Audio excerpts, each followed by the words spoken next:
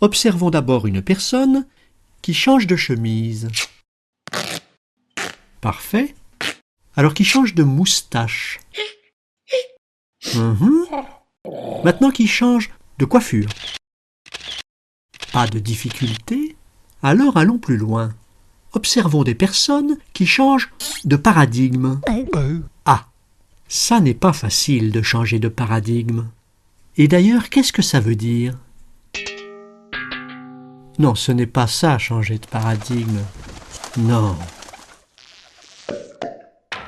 Ah, ça, c'est déjà mieux. Ça, ouf. Alors la question est posée. C'est quoi vraiment changer de paradigme? Imaginez par exemple que vous changiez de taille.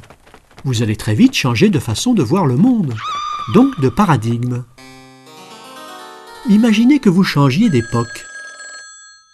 Vous devez abandonner vos habitudes, vos repères, vos références, et donc changer de paradigme. Imaginez que vous changez de pays. Tout ce qui est normal, habituel, évident pour vous, est différent ici. Ce n'est pas votre monde traduit dans un autre langage, non, c'est un autre monde. Pourtant, si vous restez très longtemps, peu à peu, c'est l'intérieur même de votre tête qui va changer. Là aussi, vous opérez un changement de paradigme. Le plus grand changement de paradigme de tous les temps, c'est peut-être celui provoqué par Copernic et Galilée au XVIe siècle. Brutalement, l'homme n'est plus au centre d'un monde rassurant et clos, mais projeté dans un univers infini et inconnu. Quand Einstein écrit sa fameuse formule, c'est un changement de paradigme, une nouvelle manière de penser. Avant, par exemple, la masse se conservait. Maintenant, elle peut se transformer en énergie. C'est une révolution. En science, il y en a eu régulièrement. Et elles correspondent à des changements de paradigme. Le philosophe Thomas Samuel Kuhn a décrit ces révolutions.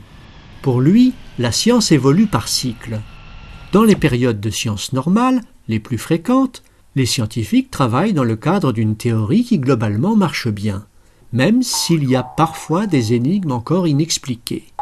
Mais si les énigmes s'accumulent, si des lois de plus en plus fondamentales sont mises en cause par des mesures ou des expériences, survient alors une crise qui va déboucher sur une révolution scientifique.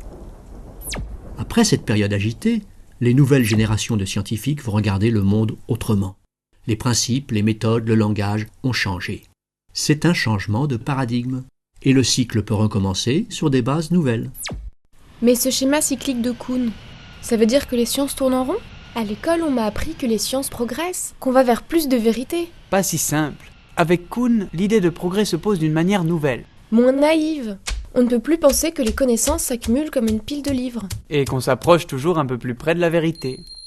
À chaque révolution, à chaque changement de paradigme, tout est bouleversé. La vision du monde change complètement.